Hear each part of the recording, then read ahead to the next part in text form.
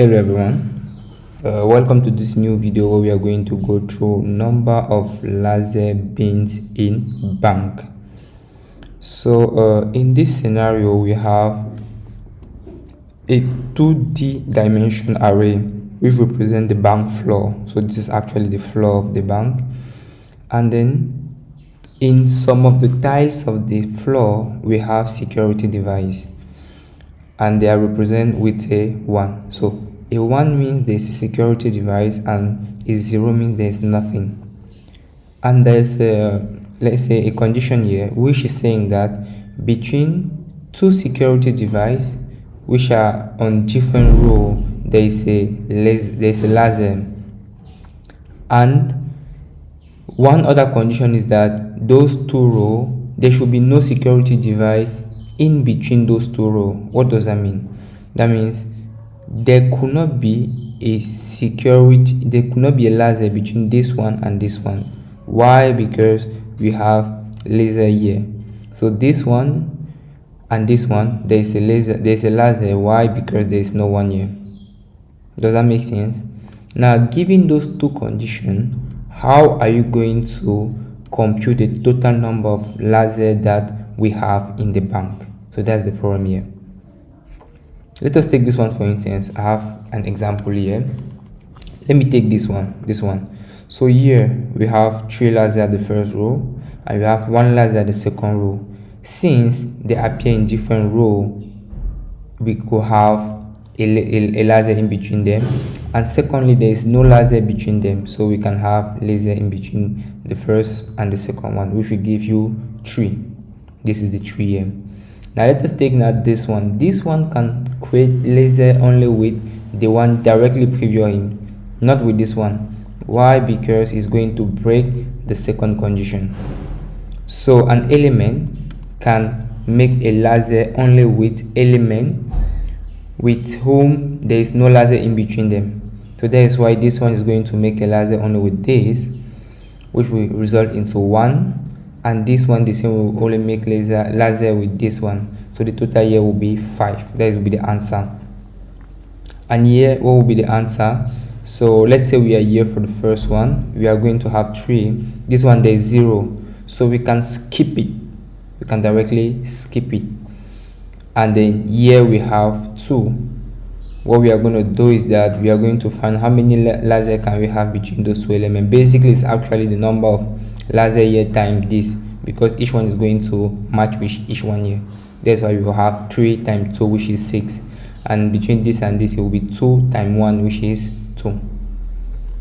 So basically, how are we going to solve this problem? So we have many approaches of solving this. What you can do is that you can maybe make a double take, like you can loop through your various elements and remove element with 0 0 0, because you don't really care about those. And once you remove them, you actually make like the multiplication in between, like all 2 consecutive elements. Or you can decide not to remove them but just have a strategy of ignoring them. That is what I'm going to use here. I'll just ignore them rather than removing them. So my idea of solving this will be as follows. I will have a pointer. I will have 2 pointers that will call the current and the next. I will have the current and I will have the next. The first thing is that I will say, okay, if the current and the next, if they are both 0, the next row, in fact, if the value they have is actually 0, the next row I'm going to see will be for the current. Will be for the previous. So here I will say, okay, I will try to say this one is the previous, and I will count here. How many elements do I have here? I have 3.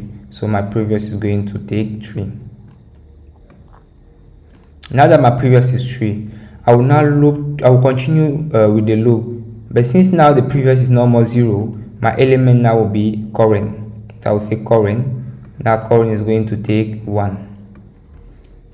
And each time those 2 values are different from 0, what I will do is that I will just say this times this is going to go with the result. So at this stage, I will have 3 that's going to go with my result. So at this stage, my result will be equal to.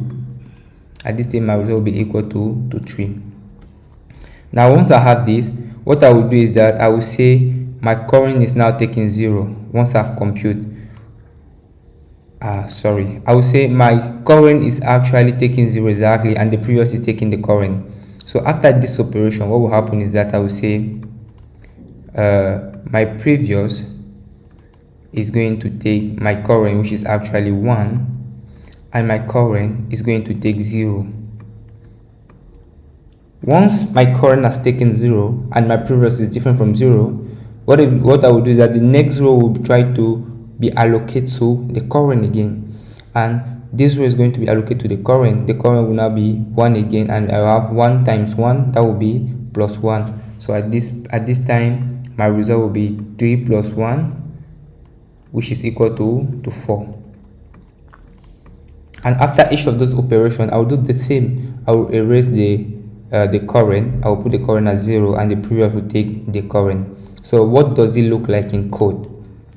So in code, this is how it looks like. I have a previous which is taking 0. I have a current which is taking 0, and then I have a kind of index because I will look through all of the rows, and then I want to keep track of it. And then I have a result which is actually initially as 0.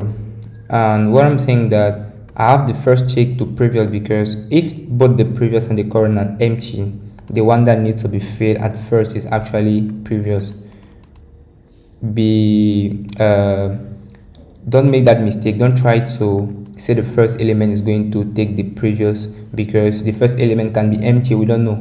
So that's why I'm putting this in my while loop. I'm counting the number of 1 in the element at that row, and I'm affecting that to the previous. This else means that the previous is not actually empty. If the previous is not empty, the one we need to fill is actually the current. So this is actually almost the same thing here.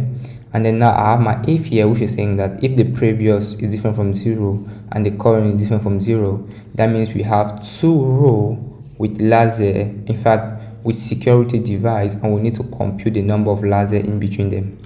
Computing the number of lasers is basically like the previous time the current, and after that I'm going to say the previous is taking the current, what I was just saying there, and the current is taking 0. Why? Because I want to kind of make sure that I don't reuse value.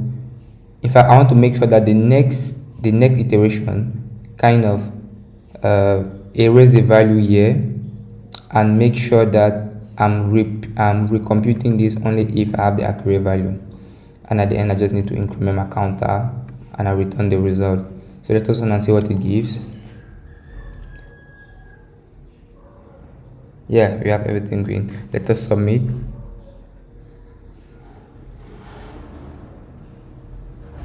Yeah, we have everything green. I was just thinking of something. Maybe I don't need this. Let me see.